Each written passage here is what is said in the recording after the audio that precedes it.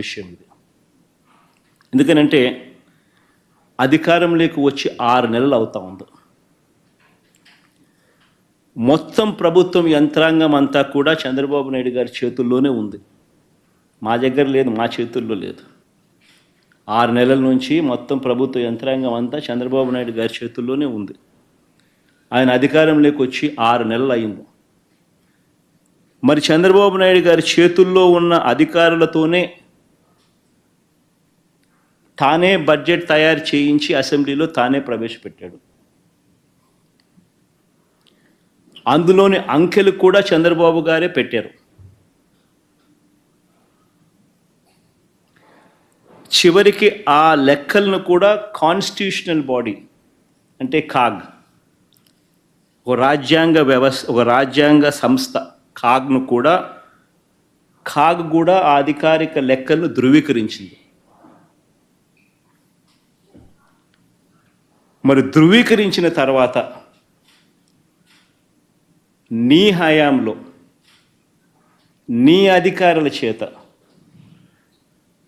నీవు ప్రవేశపెట్టిన బడ్జెట్, నీవు ప్రవేశపెట్టిన నీ లెక్కలను కాగ్ కూడా, కాన్స్టిట్యూషనల్ బాడీ కాగ్ కూడా ఆడిట్ చేసి ధృవీకరించిన తర్వాత అది కూడా, ఆ రిపోర్ట్ కూడా నువ్వు కూడా అసెంబ్లీలో నువ్వే టేబుల్ చేసిన తర్వాత మరి నువ్వు చెప్పిన నీ లెక్కలు, నువ్వు చెప్పిన ఈ నెంబర్స్ మరి నువ్వే ప్రవేశపెట్టిన తర్వాత ఈ అప్పుల గురించి మీరు ఖరారు చేసిన వివరాల మీద మీరే ఒప్పుకోకపోతే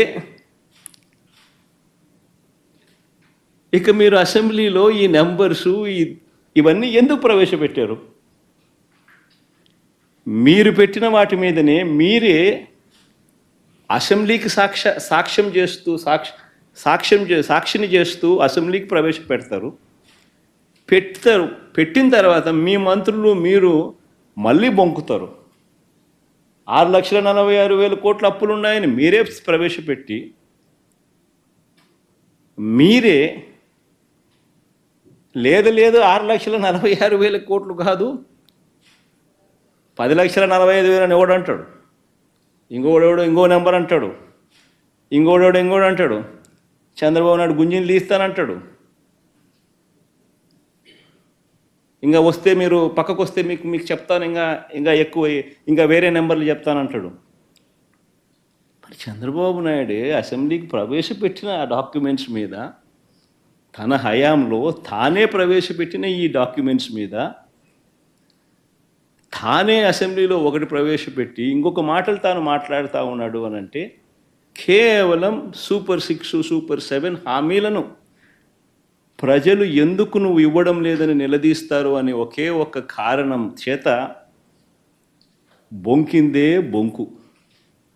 బొంకుల బాబు అని చంద్రబాబు నాయుడుని ఎందుకు అనకూడదు?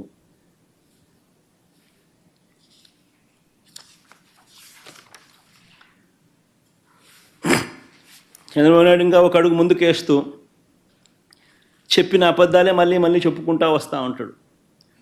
స్పిల్ ఓవర్ అకౌంట్స్ మీద కూడా ఒక ఇదే రకమైన దుష్ప్రచారం. ఈరోజు నేను చూపిస్తూ ఉన్నా, ప్రతి సంవత్సరం మామూలుగా స్పిల్ ఓవర్ అకౌంట్స్ ఉంటాయి. ప్రతి సంవత్సరం, ఈ సంవత్సరం నుంచి కాస్త కూస్తూ నెక్స్ట్ ఇయర్కి మళ్ళీ స్పిల్ ఓవర్ అనేది ప్రతి బడ్జెట్ నుంచి ఇంకొక బడ్జెట్కు స్పిల్ ఓవర్ అనేది సర్వసాధారణంగా స్పిల్ ఓవర్ బిల్స్ అనేది ఉంటాయి. చంద్రబాబు నాయుడు గారు 2019లో దిగిపోతూ తాను స్పిల్ ఓవర్గా తాను బకాయిలు పెట్టిన బిల్సు మాకు ఇచ్చిపోయిన బిల్సు, ఆ బిల్సు మేము కట్టిన బిల్సు ఎంత అని చూస్తే 42,183 కోట్ల రూపాయలు మేము కట్టాం. ఆయన ఎక్కడెక్కడ బిల్స్ పెండింగ్ పెట్టిపోయాడు అని చెప్పి ఇంతకుముందు చాలా సుదీర్ఘంగా కూడా చెప్పాను. మళ్ళీ అకౌంట్స్ను మళ్ళీ చెప్పాలి అని అంటే మళ్ళీ ఒకసారి ఇక్కడంతా కూడా కనపడతా ఉన్నాయి.